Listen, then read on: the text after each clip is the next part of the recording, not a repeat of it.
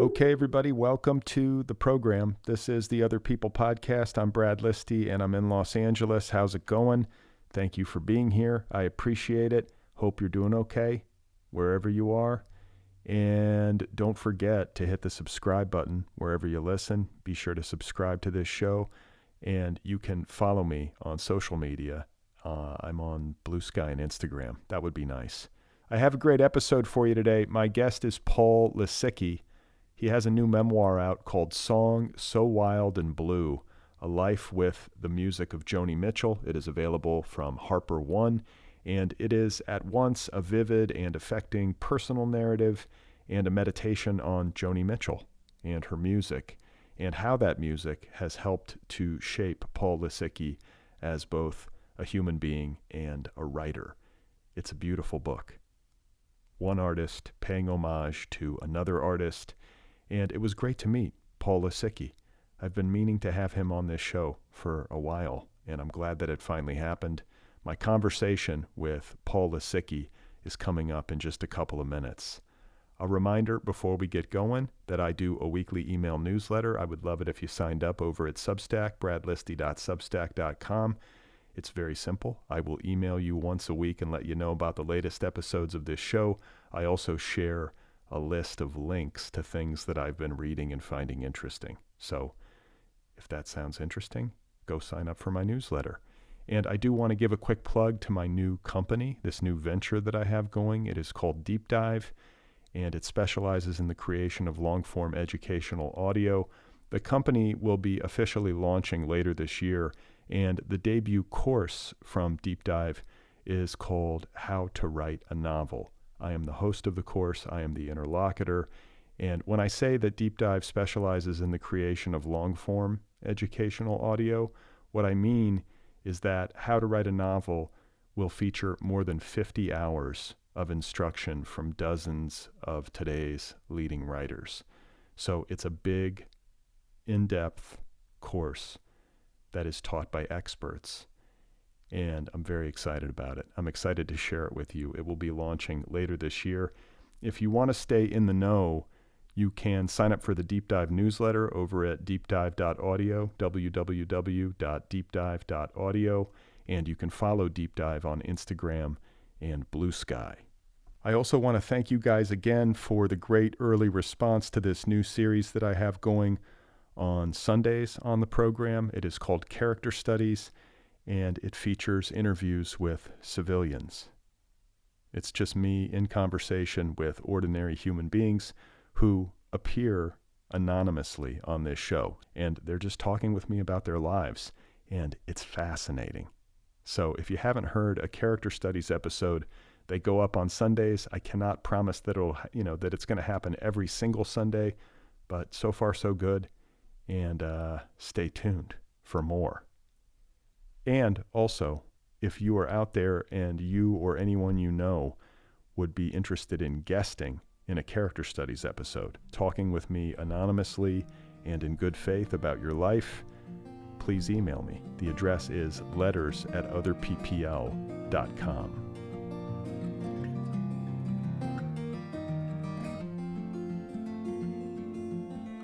All right, so my guest once again is Paul Lisicky. His new memoir is called Song So Wild and Blue, A Life with the Music of Joni Mitchell. It is out there now from HarperOne. Paul Lisicky is the author of several books, including Later, My Life at the Edge of the World, The Narrow Door, Unbuilt Projects, The Burning House, Famous Builder, and Lawnboy. His work has appeared in a variety of publications, including The Atlantic, The Cut, The New York Times, and Ploughshares, and he is currently a professor of English in the MFA Program in Creative Writing at Rutgers University, Camden, where he is editor of StoryQuarterly. So, very pleased to have Paul Lisicky on this program, and I'm excited to share our conversation with all of you right now. Here he is, ladies and gentlemen. This is Paul Lisicky. Well, I first heard Joni's work in the 4th grade when my elementary school music teacher assigned both sides now to school choir. And it felt different from any other song that we sang as a group, in part because I knew it was a happy song, but I also knew that there was a deep melancholy in it. And it couldn't be categorized according to one emotion. I didn't have language for that kind of perception when I was a kid, but I had the intuition that it was something different, that it was something special, that there was adventure in its bones. So you're in school and you hear this music, and it's the duality of it, and just like because her music is Joni's music is very like singular. Like nobody else sounds like her. It's very singular and it's always committed to ambiguity, ambivalence, simultaneity. It's always searching for its way out of, I wouldn't say a trap, but a problem, a question. It's always urging itself forward to the next plane. And I'm sure that also attracted me to the music when I was a kid as well. It didn't begin with a script and follow through with the script. It never took a starting point for granted. It always felt like it was searching. And what was beautiful was the discovery to be found in that searching.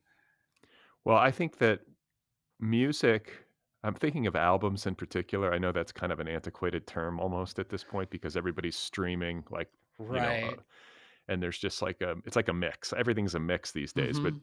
you know, back in my day and your day as well, like you would buy an album and you would sit at home and you would play that thing over and over again if you really liked it, and you would be reading the liner notes and you would be obsessing over the lyrics, and it was an entire work of art that you got to appreciate. And I think that my favorite albums tend to be albums that I listen to, and on the first listen, I don't necessarily love them, but there's something in them that's odd. And so I'm like, "Okay, let me hear that again." And then the second time, I'm like, "Oh, wait." And then it builds from there. Yeah. And then over the course of, you know, weeks, months, years, it becomes a body of music that I get more from each time. There's something new to discover on each listen, and I feel Yeah. like that's maybe what is happening with you with Joni Mitchell. That's so beautifully said. That's exactly my experience of that work over time. On first listen, I'm usually a bit puzzled by it. I mean, I know there's something there, there's something prodding me to come closer, but I often have questions. I often think, well, why are you using only these four chords when you used the whole span of the piano on the previous album? And it's the thrill of discovery upon repeated listening that has always thrilled me. I mean, I remember hearing Hejira for the first time in high school, and my thought was, I don't know what to do with this, but it feels both meticulous and spontaneous. And there was something thrilling to me about those two impulses colliding in one song. The lyrics were so meticulous and exacting, but not tight or willed. She was engraving pictures in my imagination, and I thought, what is this? And why don't these songs move through the expected series of chord changes? Why don't they resolve? And I think after 10 listens, my life had changed. I remember graduating from high school singing the song Amelia in my head as I walked up the stage to accept my diploma. I needed to be in another realm. I felt safe in the other interior realm that that music was offering me. Oh, that's interesting. So that's a big part of it is that like it's like a safe space. It's a safe space. It's an interior space. Yeah, and it gives one, I won't say a system because that sounds too external, but it teaches us to attune ourselves to our bodies. And when you listen to a Joni song, you can't listen to it casually. If I hear a Joni song in public or at a friend's house, I have to turn everything else off and listen to it fully.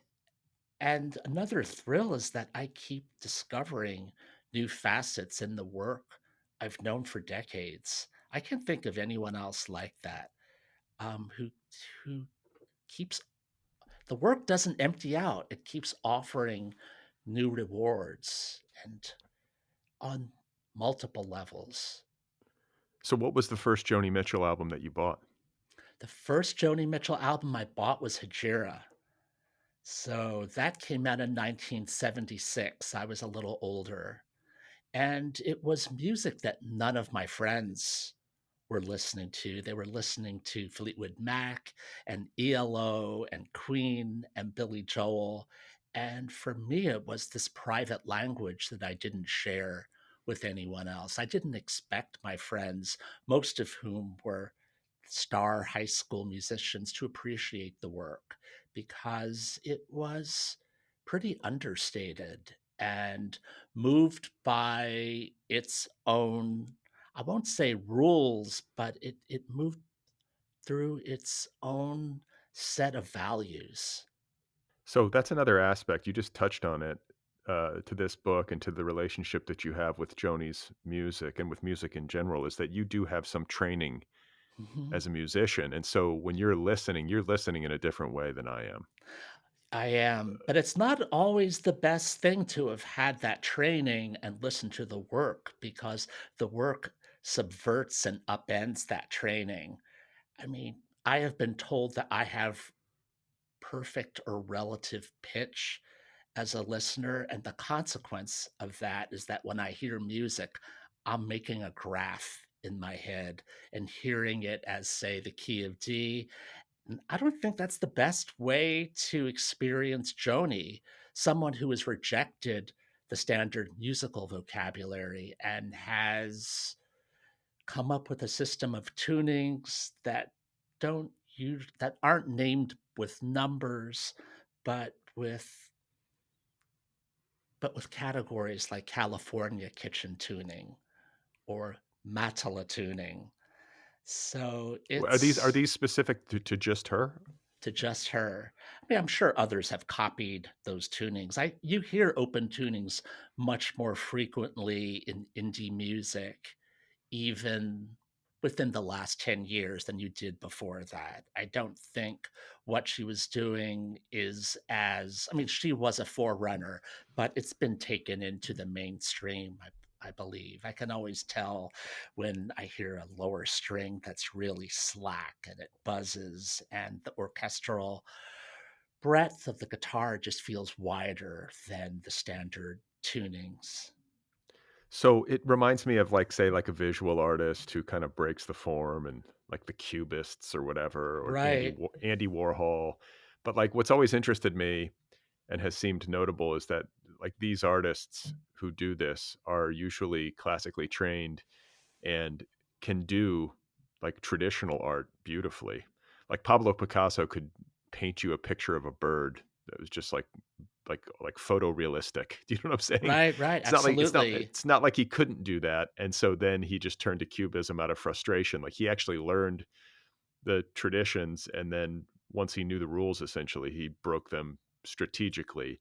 I'm imagining that the same is true with Joni, like this particular vocabulary and music that she kind of created for herself was an outgrowth of having like a classical training. I don't think she had much in the way of classical training. She had a piano teacher when she was younger who would discourage her from making up her own versions of songs and would rap her on the knuckles. So I think her origins come from a rejection of those traditions. And it seems more likely that she looks to visual art as her orientation point. And second by second, she's attempting to transmute visual art into sound. I think that's part of the thrill of the work's discovery. She's alchemizing. She's taking what she can from the form that feels truest and closest to her and offering it as music.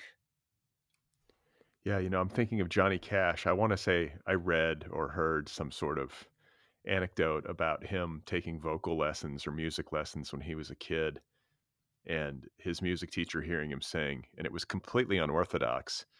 But the teacher wisely was like, "Just keep going. Like, Oh, there's wow.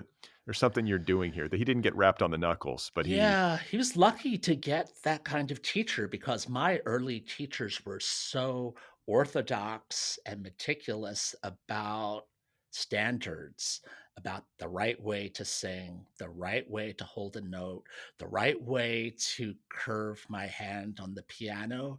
And I think all of that obedience did not take into account everything about feeling and spontaneity and emotional complexity that brings music to life. So I wish I had Johnny Cash's teacher. I mean, that's what a gift to be told, do what you do and do it beautifully. I also think, like, maybe the talent is an issue here. I mean, somebody like Johnny Cash has clearly got a musical gift that's rare. Joni Mitchell certainly qualifies in that respect. Some of these people, like, just kind of touched by some kinda genius. I don't know Mhm. if that's I mean, that's one way of putting it anyway. Is that how you Mhm. feel? She seems like one of those musicians where it's like, "Okay, Joni's in her own category. She's got this gift. Like, let her do her thing." Yeah. I mean, I'm sure you know the story of her left hand being weakened by post-polio syndrome. She had polio when she was 9, and she couldn't play the standard shapes on the guitar, or actually the baritone ukulele when she began. And so she retuned the guitar and made sure that she could find shapes that were friendly to the shape of her hand and to her strength. And that's when she believed her work took off because she had a harmonic vocabulary that was unique to her. That's when she became herself. That's so interesting, and now Isn't it? I'm thinking of Django Reinhardt, who's, I wanna say his fret is it called your fretting hand? I The think hand so. Yeah, that yeah, sounds like, right. I wanna say or yeah, I wanna say it was his fretting hand that was burned in a fire, and so he lost the use of part of the hand or some of the fingers, and that made it so his ability to play the guitar was limited to certain combinations. Again, I'm not a Yeah, musician, yeah. but, But it's like sounding right to me. yeah, but, I mean, you listen to the way he plays, and it's so singular, and it's he's basically working against this limitation that was imposed on him by a physical ailment. Yeah. And so, how do you turn a limitation into an asset? Right. That's what I learned from her on multiple levels, not just in terms of writing, but in terms of how to be in the world. Well, that brings up the issue of personality, who a human being actually is, Mhm. and, you're not buddies with Joni Mitchell that I know of, like, you're not hanging with Joni. I'm hoping one of these days we had eye contact once. Yes, She was on the stage, I was in the first row, and it was a super sweet exchange that, was sustained for maybe 10 seconds. I forget exactly, but time stopped and it was a super lovely moment. like telepathy, was she Like, yeah, she, communicating? she's not, I like this guy. And I said, I like you too, and I'm not gonna be weird about it. We Right. wouldn't yeah, I wouldn't talk to you as a fan. We would talk about landscapes or, you know, things that we love that weren't about art or music.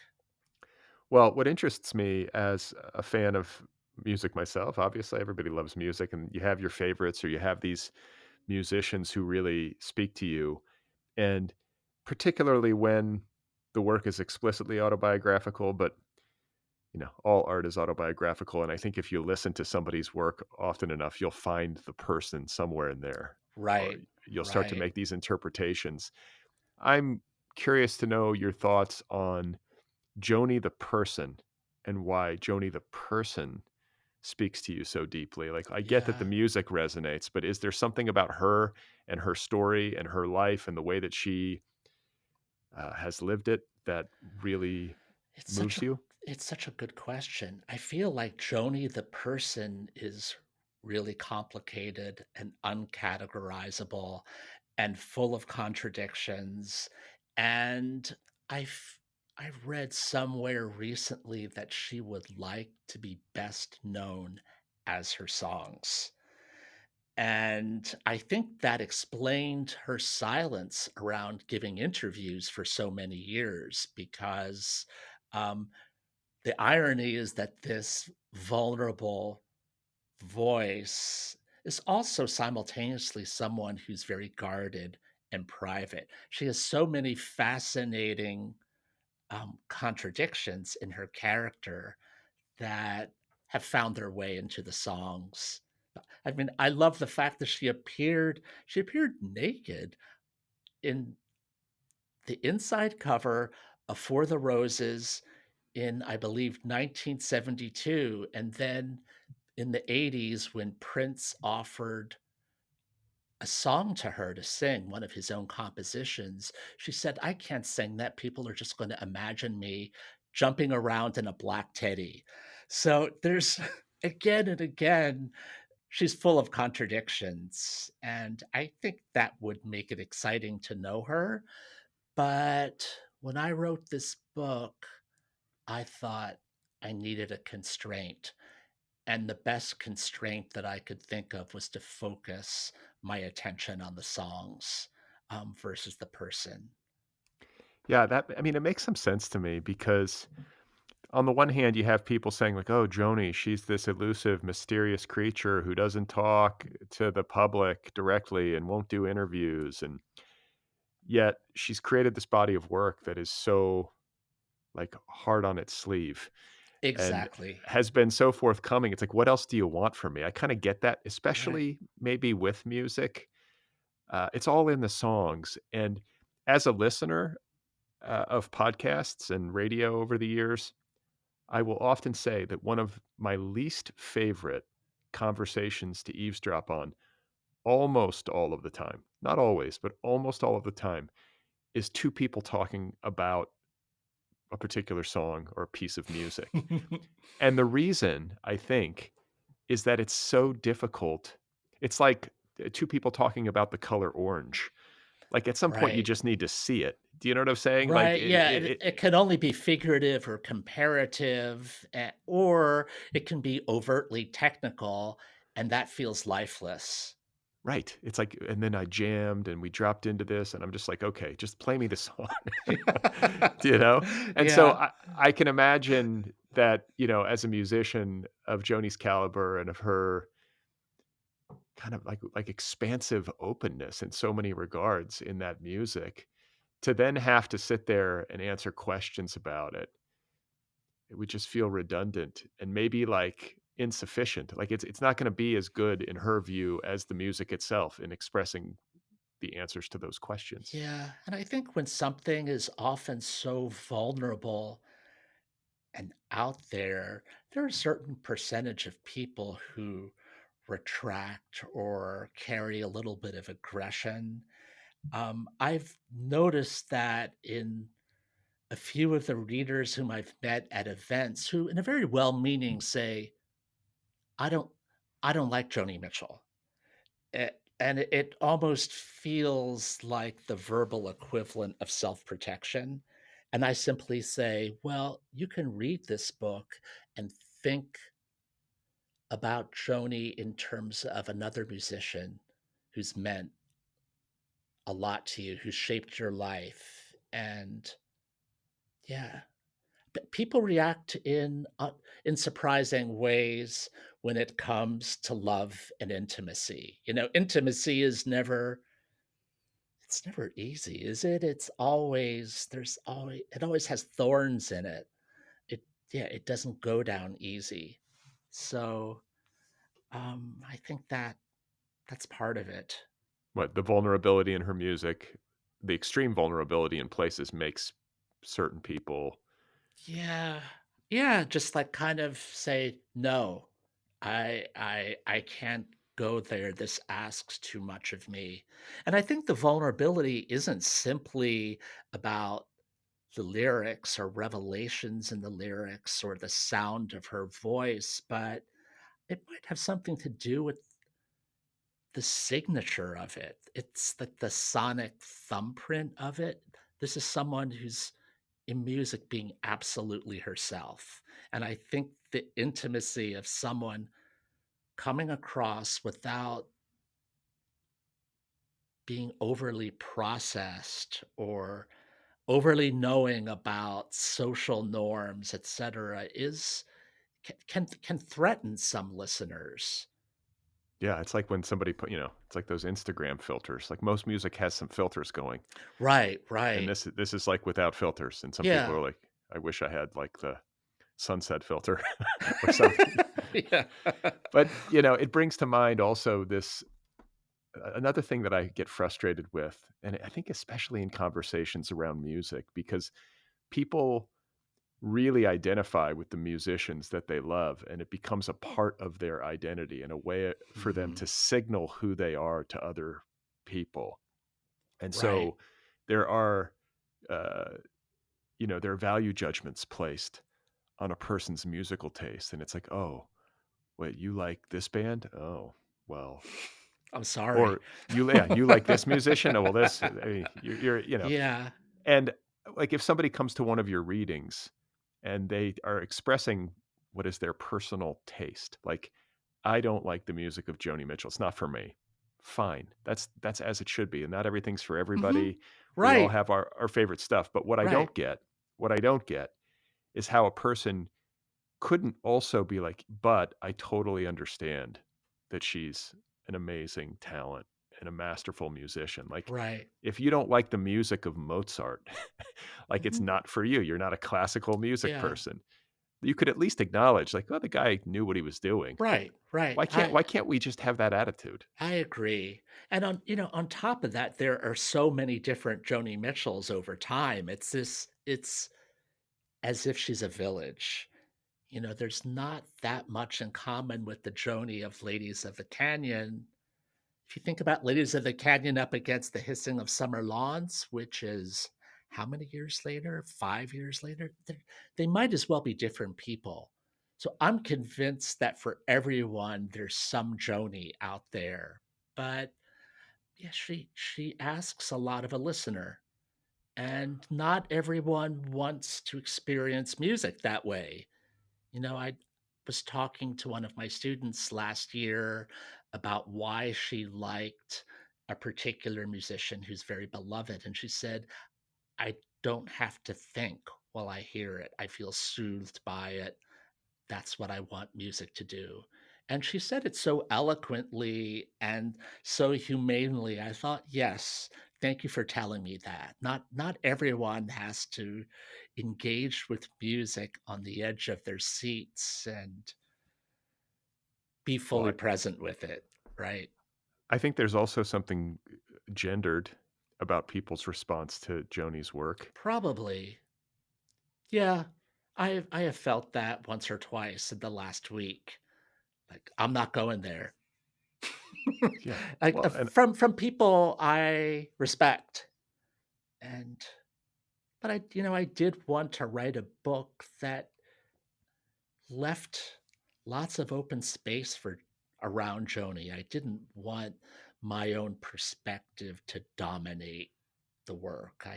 Yeah, I still believe that there's some music out there for everyone. And if not Joni, then Bjork or James Blake or Lana Del Rey or any number of people who could think yeah. about those figures through the prism of this book. Well, it's worth noting, along the lines of gender, that Joni emerged as a force in music at a time when it was very male dominated. I'm sure it Mhm, probably still is, but maybe less mhm. so. But, she kind of was hanging out with the boys She was. and was a singular talent in her own right, but maybe did not get the kind of credit in the music press and in the popular consciousness that she might have deserved.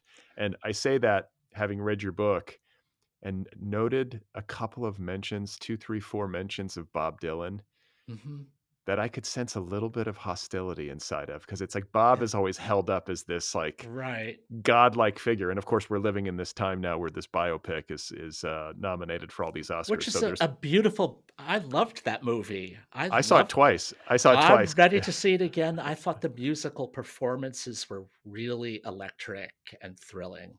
Literally electric, right? Yeah. Yes.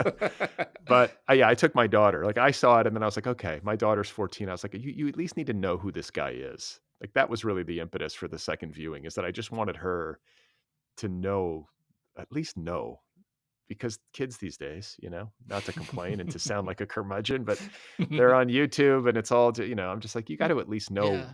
like, some point of origin stuff. And I think the same could be said for Joni. So I Mhm. eagerly await that biopic whenever it happens. But It is coming. It's oh, coming on it's going to be out on Christmas Day this year.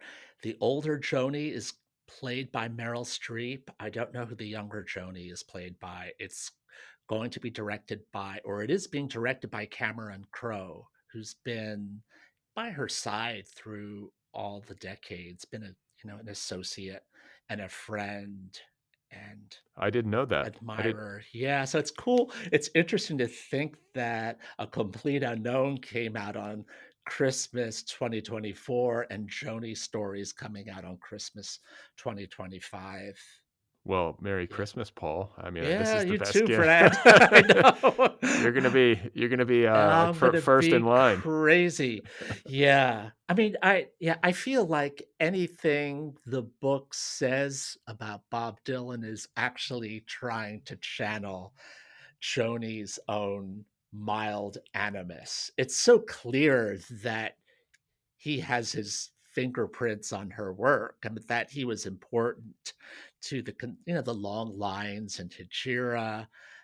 Yeah, I mean, I think that she's always been in dialogue with his work. I think she heard Positively Fourth Street when she was young and thought like, now we can write songs about anything. So, I think she's far from alone in that sentiment. I mean, that's y- really what he did. He kinda, like, broke it open a little bit in terms of what was possible in yeah, songwriting, she popular songwriting. she has a beautiful cover of It's All Over Now, Baby Blue that didn't actually appear on the Night Ride Home album, but it was a bonus track and it's sung with so much like love and embodied affection. So Do you think I mean, he's a competitor to her. Do you think she feels competitive with him? I think so. I think he's competitive with her too. I mean, Bob Dylan did the first version of Blood in the Tracks is supposedly very influenced by Hijira. I don't know if you've ever heard those tracks online. You can hear them on YouTube. They're called the New York Sessions. And atmospherically, it's clear that he's taken direction from her. And I think he brought it to his record company or to some other associates and said, nah, you don't sound like Bob Dylan. So he went to Minneapolis. I might not be getting this right on his brother's direction, and they did something that was much more raw.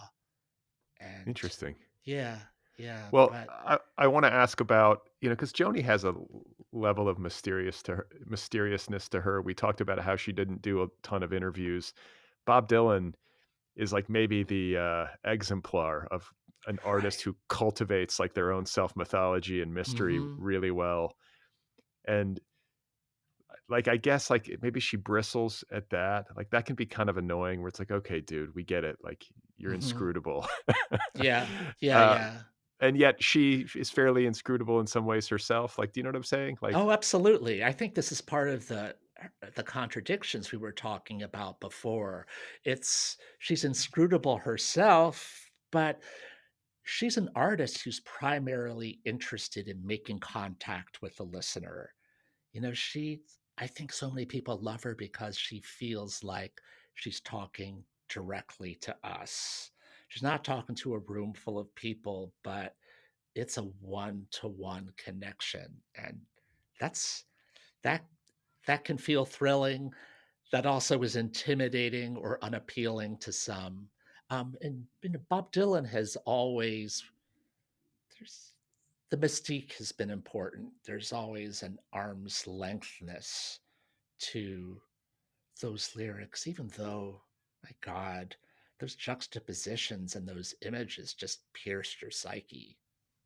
Yeah. I mean, there's like, I don't know, you kind of watch that movie and then you sort of go to the music afterwards and start listening. And that period from like 1962 to what, Blood on the Tracks or whatever, like Mhm. it's an incredible output. It is. It is. Yeah, and Uh, even when things are not as fully there or fully baked, it's so exciting to be with an artist who's expanding and contracting and breathing over time, just yeah. being alive again and again and again for us. Well, speaking of being alive again and again and again, something that I have noticed in my own life as I have aged is the way in which music travels. It stays with us and it Mhm. becomes so poignant. Like, I don't want to spoil your book, but you travel with Joni throughout your life, and this music is a big part of your life. It's kind of the soundtrack to your existence. And so when you see a musician who has like served your life in this way and you see them play in person, especially as they're getting older, Mhm. and you're with other people in the audience who also have that experience, and there's that palpable sense of community and this real sense of mortality and just like the Mhm. passage of time. Oh, it's yeah. em- it's really emotional. Mhm. Like that's one of the great rewards, I think, of surviving, like being a musician who survives into old age. You're kind of seeing this entire wave of baby boomer musicians Mhm. who, you know, kind of set the template for rock and roll, or did set the template for rock Mhm. and roll in its contemporary sense, and are also setting the template for like how to handle old age. And I think the way to handle it is just keep playing until you die. Keep playing until you die, right? And, like, do what you can do with integrity. I Yeah, Joni's recent performances have just demolished audiences, and there's something very incredible about the emotional depth of those performances and her sort of detached Buddhist down to earthness. She laughs a lot. There's something so pure about that laughter. There's a sense of her having fun, a realization that this is all a loving game, and aren't we lucky to push this energy back and forth. And she, as you probably know, had a brain aneurysm in 2015 and had to learn to not just walk again but to speak again, to learn to sing again. She learned how to play the guitar again from watching her videos on YouTube. So um yeah, she doesn't take a second of life for granted. And there's something so thrilling about being in the presence of someone who feels so lucky, feels so lucky to be alive and is so in the moment. Yeah. Well, I mean, and her life is bookended. You talked about it earlier. As a child, she had polio, and they thought she Mhm. wasn't going to walk again, and she had this compromised left hand or arm. Right? That's the I hand? think it's her hand, as far as I know. It hasn't. The facts about that are not terribly specific, and But still, but she had yeah, polio and was yeah, like, yeah. back in those days. I mean, it wasn't the iron lung, but it was close, and She she was was with quarantined. people, yeah, I think she was with people who were in the iron lung and was hospitalized in a room with a boy who later died. Her doctor, I think, was also a polio survivor who told her, "You're not gonna walk." So, from a very young age, she was extremely close to mortality. I mean, you would rather it not be the case, but it probably was good preparation for this brain aneurysm. Like Mhm. she had been through. a recovery process before and had kind of Right. been on the brink and had come back again. And so it must Mhm. be like it's just so poignant. And then to go see her in concert, like freighted with all of this knowledge about her health history and to see her up there playing, it's got to be so emotional. It is. I mean, it felt like witnessing a resurrection. I know that sounds melodramatic, but witnessing a resurrection collectively, and it just struck the nerves of that audience. We were all in awe, and Wow. it was sweet. It was yeah. There was it's hard to talk about this without relying on the familiar, but there was so much loving in the air. Sure. Yeah, And that's some also the sense of like, this might be it. This might be the last moment that such a thing happens. right. Right. And I Yeah. mean, that's always the case in human life, but I think when you get into like Hmm. the later stages of a person's life and the actuarial tables start to come into effect, it's like it's just much more immediate, and it's like, Yeah. oh my God, like we are witnessing something here that is finite and beautiful. And this is, I think, where music is at its best, probably, is in the live music experience where you're in a venue with a bunch of other people and there's that collective when it's really good, there's that collective energy and that kind of communal bond. And also, like, not to get too woo woo, but like I've had experiences where like, there's just a very palpable, and I was really high, so I should say that. But I don't know if you would necessarily have to be in the right context where Right. you can really feel like the completion of the circuit between the musician and the people in the audience. Like there's a reciprocal exchange in like the creation of the moment or even like the creation of the music almost because the energy from the audience is feeding the musician who's then playing the music and right? That's so beautifully said. That's Okay. it. That's it. Yeah. That When might be the best like stone thought that I've ever like remembered and held on to.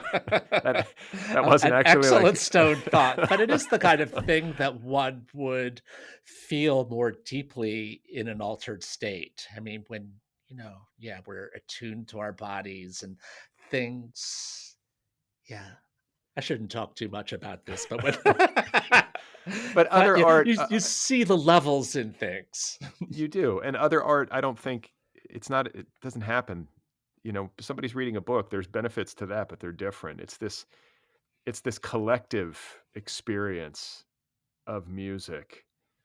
I don't know. That to me is the most thrilling part. I can also enjoy Yeah. like sitting around listening to an album on my own. Like that has its merits too, but like the most powerful experience of music, sort of like the most powerful experience of cinema is when you're in a room with other Mhm. people watching it on a screen. Mhm. It delivers something extra. And this book that you've written, as we've been discussing, is obviously very much about the music of Joni Mitchell and your relationship to it. But it's also about your life. I mean, this is a breakup story, but then this is also a love story. Mhm. Like there's a construction to this book uh, that tracks your personal history, the loss of your parents. It's a grief story, Mhm. and I love that because I think the central thread that winds its way through all of this stuff is Joni Mitchell, your relationship to her and her music, and the way that it has accompanied you through your life in good times and bad. And that's another like really necessary and beautiful function of art, and maybe in particular music, is that it's like the soundtrack. And an artist as varied and as intelligent and as singular as Joni, like she's got a song for everything for you, I would imagine, right? Mhm. Like Yeah. there's a song for grief, there's a song for love, many songs for like love gone wrong, because that's the stuff of music so often. But right, Right, right. Yeah, songs of anger about climate emergency, of human complacency and indifference, and songs of joy that are spun up with heartbreak too. So it's it's all there in every song. how often do you listen to Joni Mitchell's music? I have listened to her more in the last 3 years during the writing of this book than I had for a while. I don't get tired of her work. the way I get maybe overwhelmed with, say, I love Bjork, but I need to take breaks from Bjork, or It's called a burek. I love her dearly. I love her Sure. so much. Laura Nero is another one who makes brief appearances in this book, and sometimes Laura-ness is too much for me. Um, yeah, a lot of musicians whom I love dearly are too much for me, and I won't listen to them for 6 months. But I feel like I've learned a lot about Joni in the last 3 years by paying attention to new facets of the work. I've thought a lot more about the gift of her phrasing.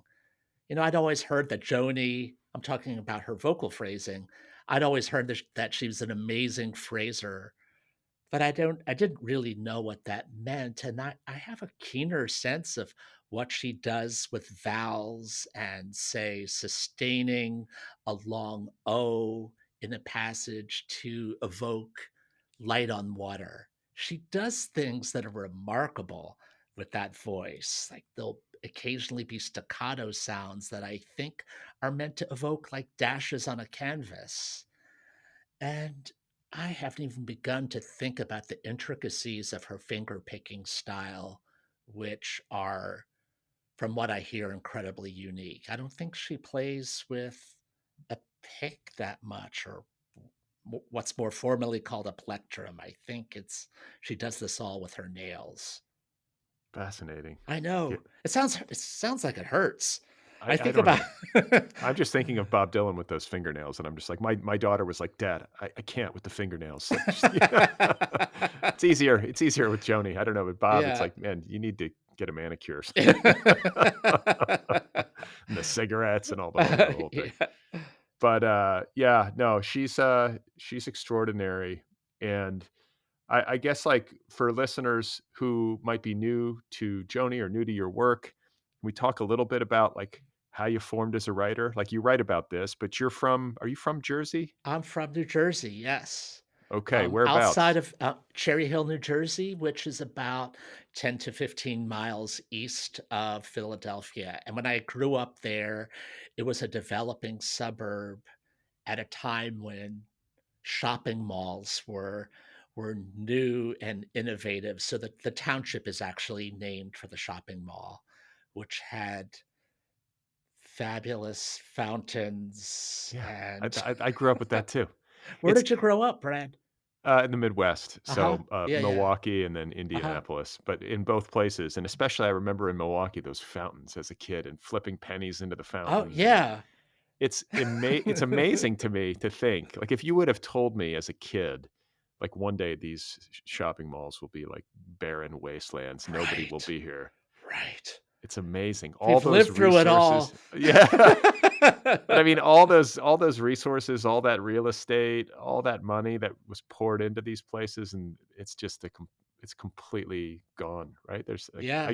there's some malls, I guess, but it's not the same. No, no, I think the high-end mall has survived. And the record store at the mall, I mean, what was your Oh record my store growing up? It was either Sam Goody, which bit the dust long, long time ago, or I don't know if you know Corvettes. That was a department store that was mostly based in the Northeast. They might have had some stores in California, but they, God, were like a precursor to Target, maybe, and were noted for their exquisite record departments. Wow. Yeah, I miss that, going through the record bins and looking for the CDs, and remember the big plastic, like like a Yeah, CD, because they didn't want people stealing them, I guess, but they had yeah. those big things. They were kind of locked inside of like a long casing or something, Well, but they had to. but I love what you said before about I was thinking about an album being a visual experience through its size, the lyrics, and on Just the holding inside it. sleeve, holding it. Yeah, I was better. I'm gonna sound like an old man, but I really do believe this. Like, it was better that way. It was Yeah, better than whatever Spotify has done to music. I right. preferred when you had a collection of I had cassette tapes. That was my I era had them too. in my I car. I you still know? remember going from cassette to CD, although vinyl is back, as I'm sure you know, in a very big way. And God, the vinyl is so astonishing in terms of its sonic precision. Yeah, I bought my partner one of the albums, the demo album of Hejira for Christmas, and it's a brand new experience. You can hear those fingers on the strings. You can hear the buzz and the bend Good. and all the spaces between notes. It's so alive and gorgeous. Yeah, that's great. I'm glad that vinyl's made a comeback, and I think people are just hungry. Yeah. People like to collect stuff, and it's nice to have something again, something real, something actual, as opposed to just like an MP3. Yeah, yeah, and I think this is a reaction to, you know, everything digital, everything that's, out there and not physical and touchable and capable of being scuffed and scratched, including the cover. So, growing up in Cherry Hill, New Jersey, and going to Sam Goody and Corvettes and, sifting through the bins, um, like, what kinda kid were you, and when did you start to realize that you were interested in the arts? Like, was it relatively early, or was it something that came to you later? It was early. I sat down and started to play the piano when I was probably 6 years old. Our piano was right in the center of the house, and I could walk by it, plunk myself down on the bench, and maybe play for 5 minutes and walk on, and it never felt like an experience of discipline or compulsion. It was just something I could do out of joy sounds inflated, but I had a really good ear as a kid, and there was something thrilling about hearing a song on the radio and doing my what I could to write my version of it. Um, I grew up in a musical family. My youngest brother is an oboist and played until very recently with the Baltimore Symphony. My mother was a vocalist. My uncle Alfred was a vocalist and was a Broadway actor for a time, and there are relatives further back who were musicians. So it was part of the vocabulary of our house Did you and guys sing ancestry. together? We tried to, but singing is so intimate. I think that was too much for us. You know, that's Not the, so you that's know the contradiction. It's too soul revealing. Uh, It's like everybody's gonna retire to their separate rooms and I sing. yeah, I think we might have had fantasies. We wanted to be the Cowsills or the Partridge Family for about 5 minutes, and it lasted for about 5 minutes. It was What was too it? much, it was too close. And, your dad was not musical? Was he the, My odd man dad, out? the odd man out, who I think was drawn to my mom for her musical abilities. My dad, grew up in Allentown, Pennsylvania, was the only one in his family who had gone to college and, was an engineer. And, yeah, I think he was seeking out a different life from the one he grew up in. I don't think he knew what he wanted. He had tremendous longing, and I think he missed the world he left behind.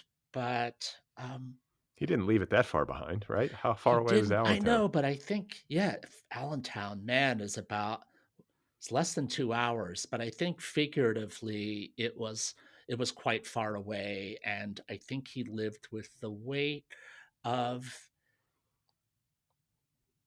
betrayal, of not being fully present when, there were health difficulties in the family. So, yeah, there's something touching about that in retrospect. He wanted to be part of his culture, but he wanted to evolve and be adventurous. What kind of music did you guys listen to in the house? Like, did you grow up with your parents putting records on, and were you hearing the music that they loved? Yes, and it was often music that I didn't like so much. My mom had fairly she was not interested in the Beatles or anything that was overtly new or pop. The closest we got to that was West Side Story and My Fair Lady. And I still remember recoiling to the sound of Rex Harrison's voice on My Fair Lady. I would hear it on the stereo and run into the next room and cower. It's one of my earliest moments of fear, Rex Harrison's voice. Does it still trigger you to this day? A little bit. Yeah. So you're playing the piano, you're singing kind of privately, like somewhere in your house or wherever you are. And then like there's a point at which you leave music and begin to write Mhm. and you turn to literature. Can you talk about that shift? It happened super gradually. I was writing music. I had graduated with an English degree, but I did not feel like I had a culture of musician friends around me that I could feel connected to. And I felt sort of stuck in my musical work. And on a whim, I took a creative writing workshop and, without any pressure or expectation, and submitted a story that was sort of a copy of Jane Bowles. I don't know if you know her work a lot, but there was something about that stilted, brief syntax that spoke to me, and it felt like it was something that I could mimic and make use of in terms of humor. So I just put up a story without much in the way of commitment to class. It went over well. My teacher, after class, walked with me down the hallway and said, "Do you know what you did?" And I thought, what do you mean? And her encouragement changed everything. So gradually, I started submitting work to magazines. I started applying for grants. I got into Breadloaf and got into Iowa for my MFA, and it just felt like there were external signs that this is something that I should pursue. It always felt really daunting because I didn't grow up as a word person other than through the lyrics I was writing. We weren't big readers in our household. It wasn't our common language. So maybe there was the thrill of reaching for a vocabulary that felt a little bit above me, a little more complex, a little that would ask me to be, I'm putting quotes around this, smarter. It felt scary, but I thought there was something to learn in that scariness, just like Rex Harrison's voice. The horror, the Oh, the horror. horror. Well, but it also makes me think about your musical background, and there's got to be some connectivity between the musical training that you had, and then you start dipping into writing. I think there's got to be connectivity, like Oh, yeah. something about that process. Yeah. Can you articulate it? I mean, is there something you can definably say you carried over from music to Uh, writing that made writing maybe come more easily to you? Definitely. I feel like I look to music as my first source of animation. So when I write a sentence, I'm very conscious of the sound of it, the rise and fall of it, its commas and their placement, and where there's a rest, the wave a paragraph makes. And I read everything aloud after a draft. Sometimes I read work aloud as I'm writing it. I'm that weirdo who mumbles very quietly Me in the too. coffee shop Yeah. just to see if the sentence feels authentic in my voice box and in the construction of my mouth. And I think about description as having a relationship with harmony, not literally, but I think of two unlike descriptions sort of creating a dissonance that's appealing to me. So the template of sound is always there and a reliable source of energy. So when you set out to write this book, I'm kind of curious where it began. And probably with Joni, but like Mhm. again, this is also a memoir of relationships past and present.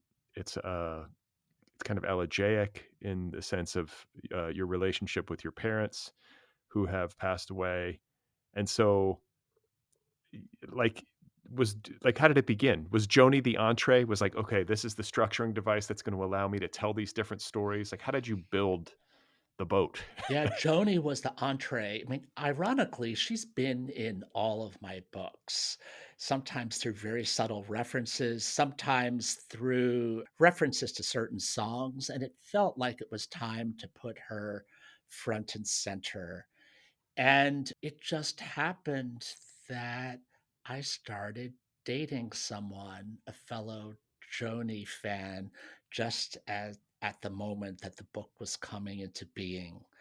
And we would have these long and intricate discussions that we all agreed that the two of us agreed upon. And it, all of my doors and windows were open, as they say. I felt incredibly porous by this new energy in my life, and the book grew out of that spirit. I thought that I would write about that relationship as a 5-page outro, and then I thought I'd put that relationship in a prologue. And then finally I thought, this is the opening of the book. And I used that experience of unexpected connection to go back to childhood and then move through the pressure points of my life. I mean, I think the book is open enough structurally that I would never suggest a student to do such a thing. I'm always Right. suggesting you need constraints. Why not write about a year in time or a day, a particular resonant day? But it seemed like I needed to go across the span of my life because I was interested in how Joni evolved over time. I wanted to capture how she had changed and uh, moved through all these different selves. Well, and it's also the story of your life. I mean, like again, this music. You've been in a relationship with this music since you were a teenager, Mhm. and it seems natural to me that it would cover this big span of time. It would be like it wouldn't be the full story otherwise. Yeah, yeah, yeah. I Eh, mean, I didn't say the initial plan. I, I, I should have said this first, was simply to concentrate on Hijira as a constraint, and it wasn't enough. I think it was a little too close in conception to Bloomsbury's 33 and a third books. Do you know those books No. they're about they're by writers about a particular iconic album, and they're rather short and very appealing and down to earth. And I'm sure every major album we can think of across popular music has a book attached to it from this series. But that template was already there. My editors said, like, I want more of you in here. I was just going to say, a book like this does not work unless there is also a very strong personal narrative woven Hmm. through. Like, you have to be implicated too. It can't just be, I mean, I guess there's a way you could make a book that's just kind of analyzing and valorizing the work of a musician. Hmm. But this is about relationships, this book. It's about your Hmm. relationship with Joni, and then your relationship with your folks and relationship with partners, and how Hmm. you've moved through your life with this music as kind of a map, right? Yeah, thanks for saying that, Brad. I mean, I felt risky, like to hold my life up against Joni's work. It was scary as hell. I enjoyed writing the book, but I also had lots of what I think now were migraines early on. I get terribly dizzy out of nowhere and be incapacitated because the bar was so high. I wanted to respect her. Right. I wanted to do, for lack of a better word, I wanted to do the work justice. And yeah, and I thought that. are some people going to find this arrogant or narcissistic? And I think along the course of the book, it taught me to say thank you to all of these people whom I'd never had the chance to say thank you to. An ex gives me permission to open a story with that line. And I just wanted to recognize the gift of that. I think all of the people who appear in the book are parallel mentors to Joni, but maybe in more concentrated ways. So, yeah, it would be a different book if I wrote it now, but um, it was fun to do something. I mean, I'm going back to fun. It was fun to do something that sounded different from my other books. The last three books have been memoirs, but I think the I narrator of those books sounds different from this one. Did you send a copy to Joni? No, I would like her to see it. I can't imagine that she hasn't seen it or doesn't know about it. Yeah, I have fantasies of her assistant, Marcy, sending me a note to say, Paul, would you and Jude like to come out and have coffee or a glass of wine with Joni for 5 minutes one day? Yeah. We'd be Listen, there. Yeah. I want you to get a tight hug from Joni Mitchell after reading this book. But I also got to say that as I was reading it, and it brings to mind A Complete Unknown, the Bob Dylan biopic, which I didn't realize this until maybe I'd already seen it the first time I started to read about it online, that he was involved. Like he might have even had script approval, but he at least read the script and gave notes to James Mangold, the director, and like really was invested in it becoming a good film. He Mhm. wanted it to be a good movie, is what I gathered. And yet, when I saw the film, I was like, there's no way Bob Dylan, maybe he's seen it because he was curious, but it would be profoundly weird to sit down and watch a biopic about your own life. It would probably, I mean, I can't even imagine, to see Mhm. all this stuff on a screen. That said, when I was reading your book, which is very much about Joni Mitchell, obviously, I was thinking to myself, you know what? If I were Joni, like watching the Meryl Streep biopic, that might be too much. But this book, I could imagine her reading and enjoying because you're such an authentic and genuine fan. It's not just about her, it's about your life and your relationships and your relationship to her music. I could imagine her reading it and finding it interesting and also quite touching.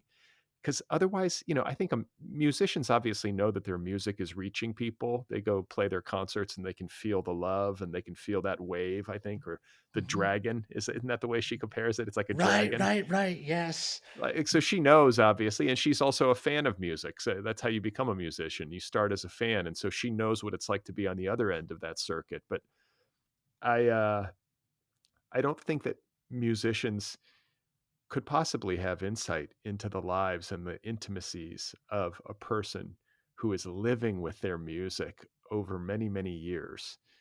And so that is the level at which I think she would find it really interesting and touching, is to be able Mhm. to actually see like one of her biggest fans articulate that stuff Mhm. in a work of literature. So I hope she reads it. A- Maybe she And will, maybe she won't, but I and if think she she, doesn't, it's completely fine, honestly. I think, yeah, I think she has a good sense of what she wants to be connected to and not, and I respect that. yeah, of course.